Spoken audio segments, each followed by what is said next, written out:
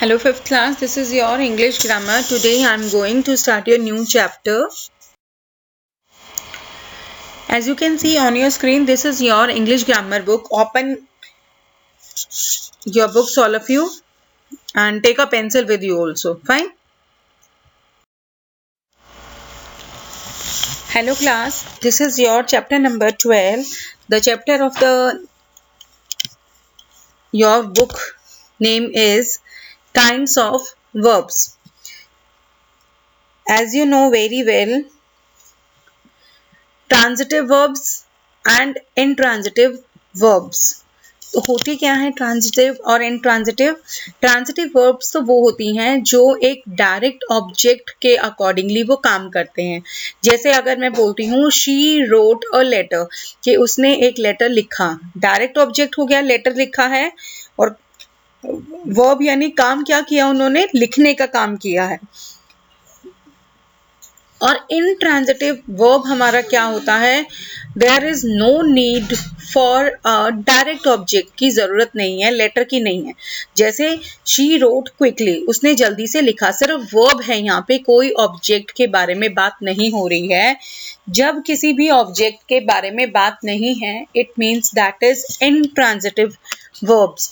I think आप लोगों को क्लियर हो गया होगा। लाइक मैं बोलती हूँ कि बच्चे ने बॉल पर किक मारी।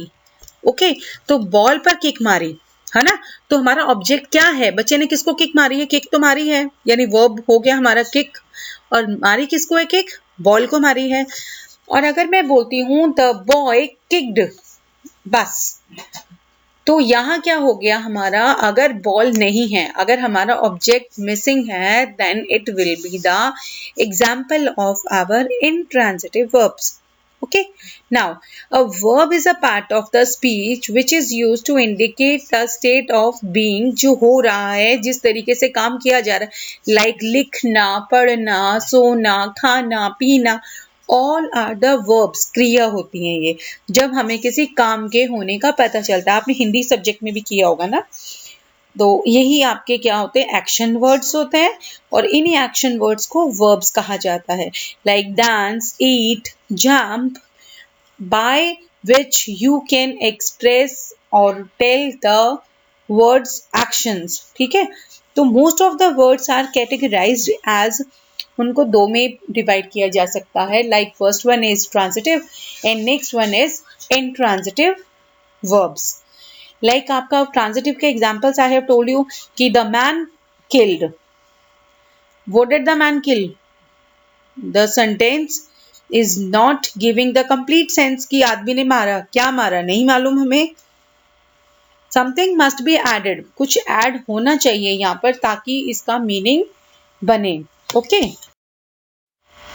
The man killed a snake, अब यहाँ बोला कि मैन ने स्नेक को मारा, तो आपका एक सेंटेंस ने क्या दिया, मीनिंगफुल सेंटेंस दिया है यहाँ पे।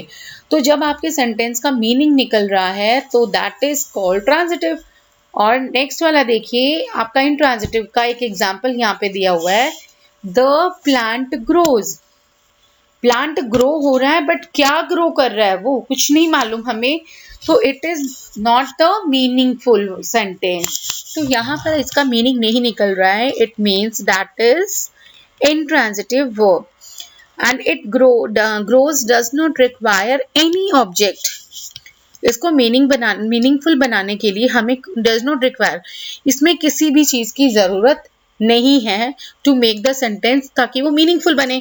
अगर मैं कुछ और भी नहीं लिखूंगी तो it means the sentence is completed, ये होता है किसमें है, intransitive verbs में। Fine, now this is the final challenge. Question A, write whether each sentence are transitive और intransitive, आपको यहाँ बताना है। तो फर्स्ट वन एग्जाम्पल आप बहुत इजीली बता देंगे, he opened the gate, यानी किसको खोला उसने, गेट को खोला। तो गेट वर्ब आपका ऑब्जेक्ट यहाँ दिया हुआ है, the sentence is transitive. Okay, now fifth one is, fifth को ध्यान से देखिए, यू मस्ट स्पीक पोलाइटली, कि आपको बहुत नम्रता से बोलना चाहिए।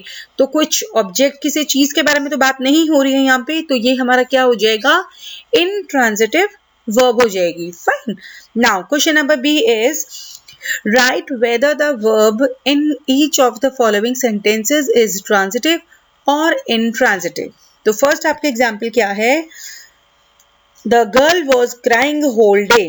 तो किसी चीज के बारे में बात नहीं की है इसने, एक नॉर्मल बात कही है कि वो पूरे दिन लड़की रो रही थी, तो दैट इज intransitive. सेकेंड देखिए, I showed her my new car, यानी मैंने उसको अपनी नई कार शो की, दिखाई मैंने, तो कार आपका ऑब्जेक्ट आ रहा है ना इसमें, तो ये हमारा क्या हो गया? ट्रांजिटिव वर्ब हो गई. फाइन. तो इस तरीके से आप इसको कंप्लीट करेंगे. Okay class?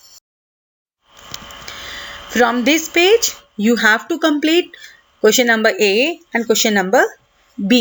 In your books and notebooks, your work should be completed. Fine.